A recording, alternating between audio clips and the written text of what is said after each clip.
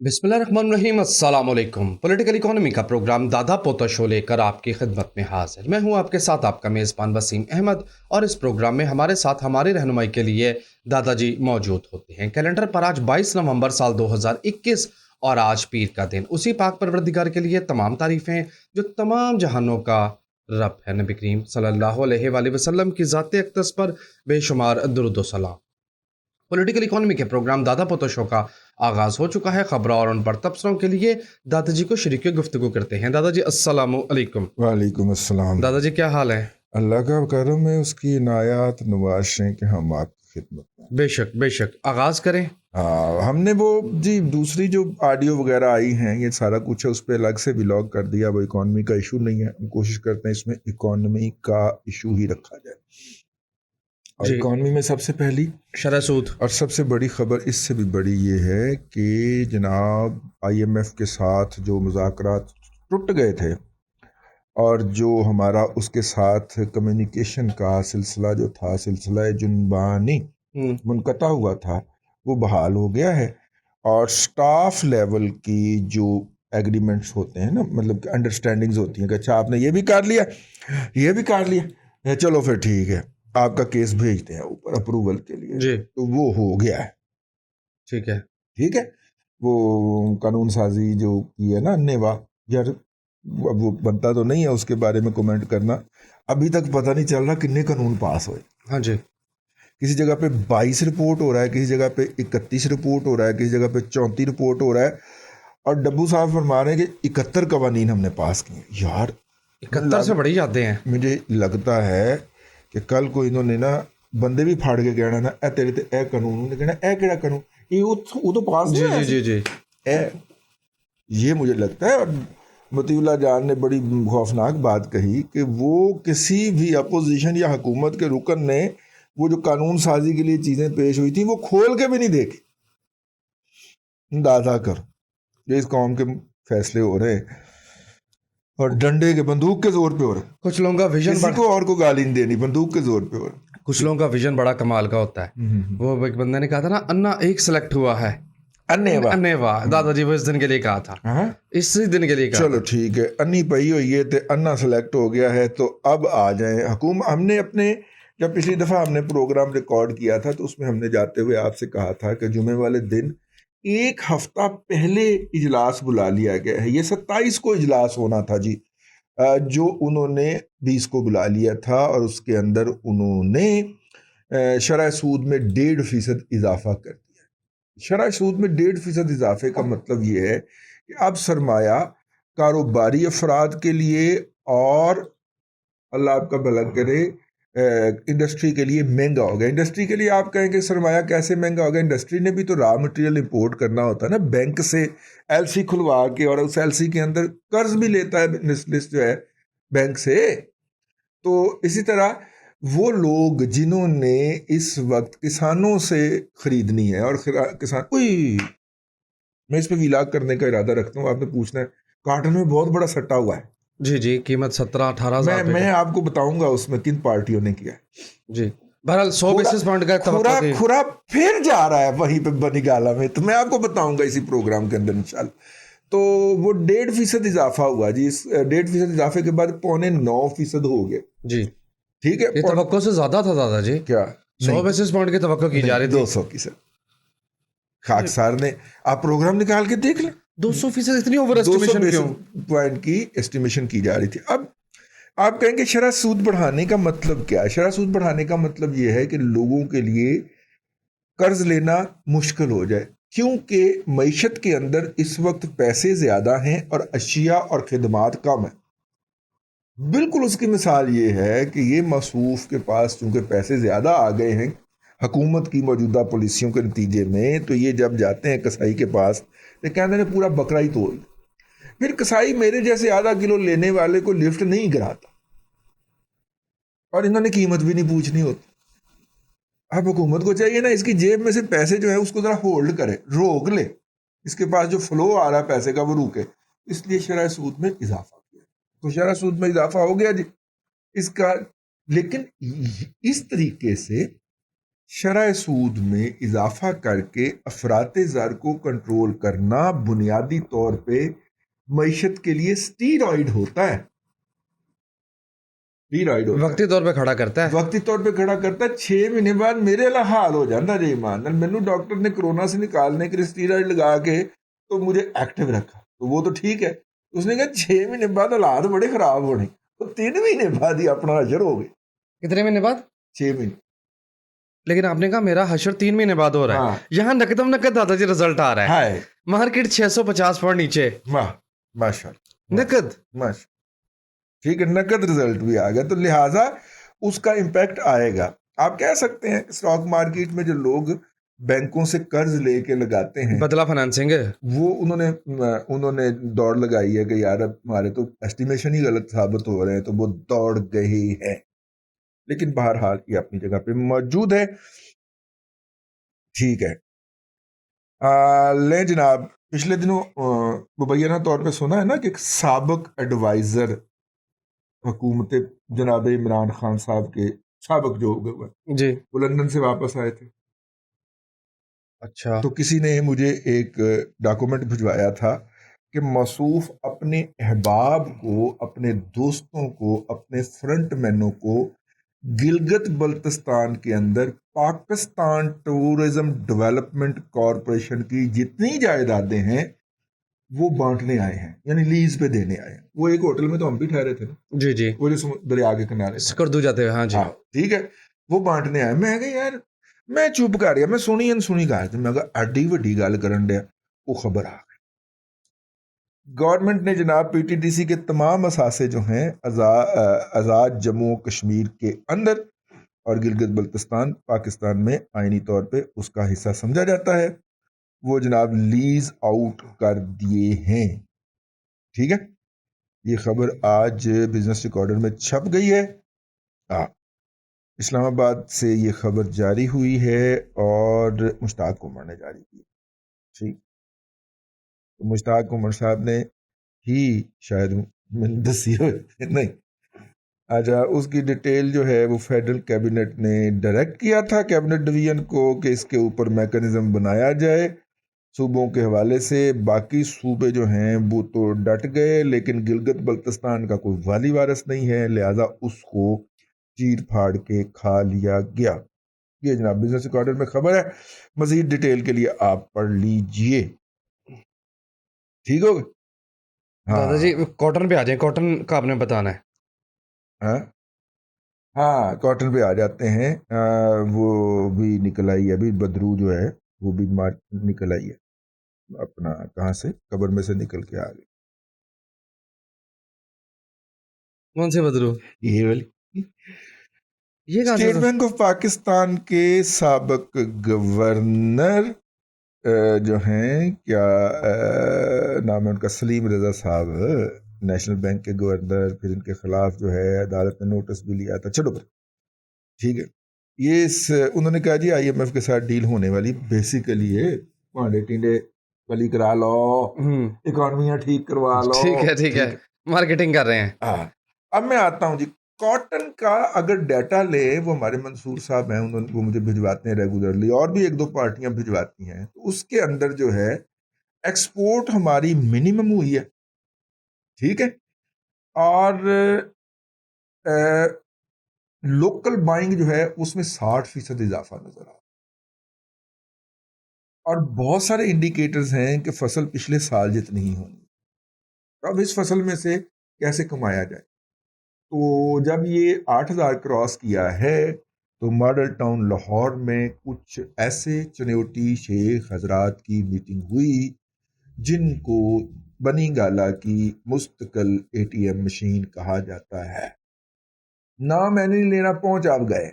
ٹھیک ہے, تو انہوں نے بتایا کہ ہم اس کے حوالے سے دیہڑی لگائیں گے, بینک ہمارے ساتھ ہوں گی, اور بینک ہمارے ساتھ جب ہوں گے تو حکومت کوئی مداخلت نہیں کرے گی. تو چلو پھر لگ رہا ہے خبر سن کے پولیس آ رہی. جی پیچھے سے آوازیں آ رہی ہے, مجھے لگتا ہے شک ہے کہ شاید ایمبولینس کی آواز ہے. اچھا, انہوں نے کہا کہ حکومت نہ صرف کہ مداخلت نہیں کرے گی بلکہ بینک ہمیں سپورٹ کریں گے. تو لہٰذا انہوں نے 8,000 سے 12-13,000 روپے تک کاٹن انہوں نے خریداری کرتے گئے اور سپلائی مارکیٹ میں روک دی. ٹھیک ہے. عالمی مارکیٹ کی الٹی سیدھی پٹی پڑھا گئے کہ یہ جناب پرائس اوپر بھی جا سکتی ہے. پرائس 18,000 روپے فی من ہوتا ہے نا.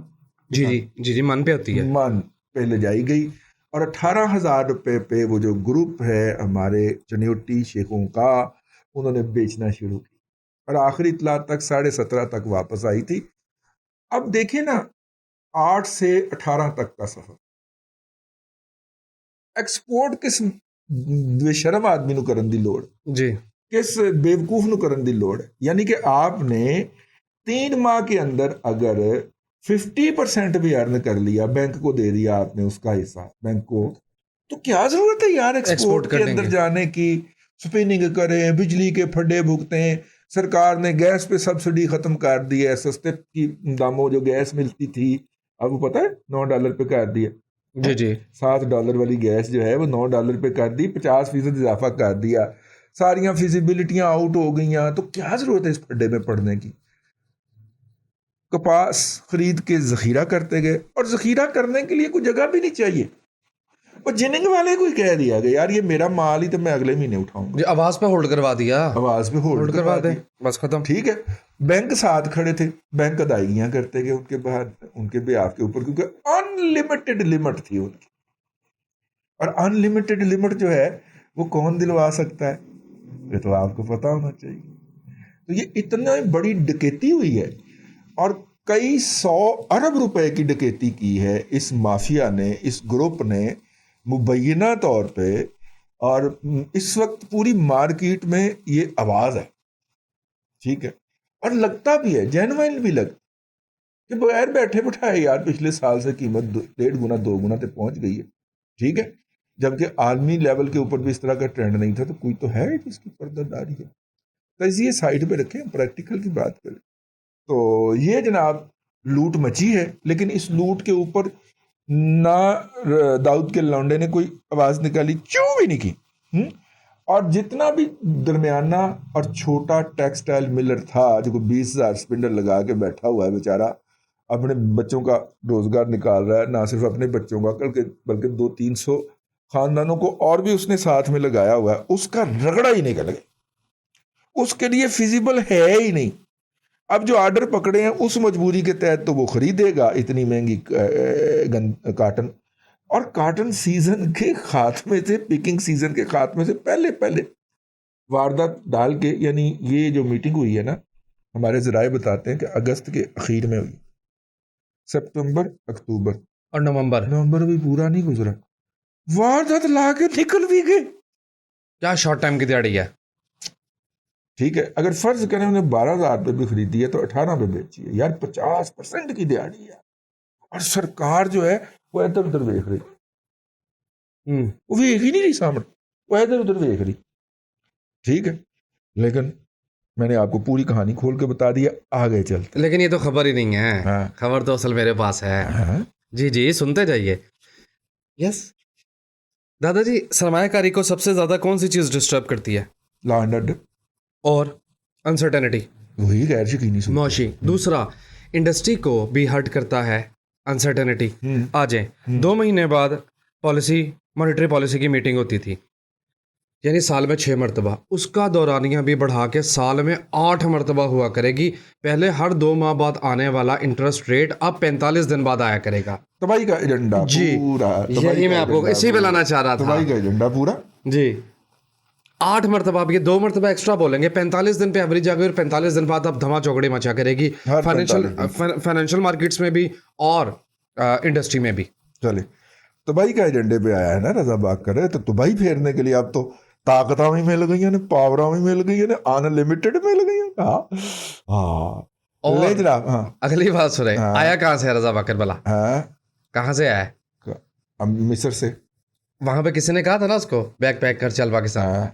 گوشت کا کاروبار کس کا ہے؟ گوشت ایکسپورٹ ہونے لگا ہے مصر کو. جی ایکسپورٹ پاکستان سے ہونے لگا ہے. کراچی میں سب سے بڑا جو ہے مذبح خانہ لگا تھا نا. مذبح خانہ جس کا لگا تھا فوجی فاؤنڈیشن کا لگا تھا. جی ٹھیک تو سمندر کے راستے سیدھا مصر. جی ٹھیک ہو گیا فروزن یس ٹھیک ہو گیا. میں نے کہا یہ خبر بھی شیئر کرتا لیکن آپ کو پتا ہے کہ فروزن جو مال ہمارے ہاں سے بھیجنے کا تجربہ ہے وہ ناکام ہے. ہم سے فروزن کنٹینر ارینج ہی نہیں ہوتا. آگے چادریں چاڑ رہی ہیں نا جیسے ارینج مطلب جب بھی ہم نے کیا یہ تجربہ ناکام ہوا ہے. گوشت ہم نے ایکسپورٹ کیا کہ صرف جہاز کے راستے کہ وہ رات کو ذبح کر کے صبح تک ڈلیوری دبئی میں. اللہ اللہ خیر سے لے جناب. اکانومی کی ایک ہیوی سرجری کی ضرورت ہے یہ ماہرین کا خیال ہے. اور ان ماہرین کے اندر جناب کیا نام ہے ان کا حفیظ پاشا صاحب جو ہیں وہ پیش یہ بھی اپنی مشہوری کر رہے ہیں. ہاں اگلی خبر سنیں. پانڈے ٹینڈے کلی کرا لو اکانومی ٹھیک کرا لو. اگلی خبر سنیں.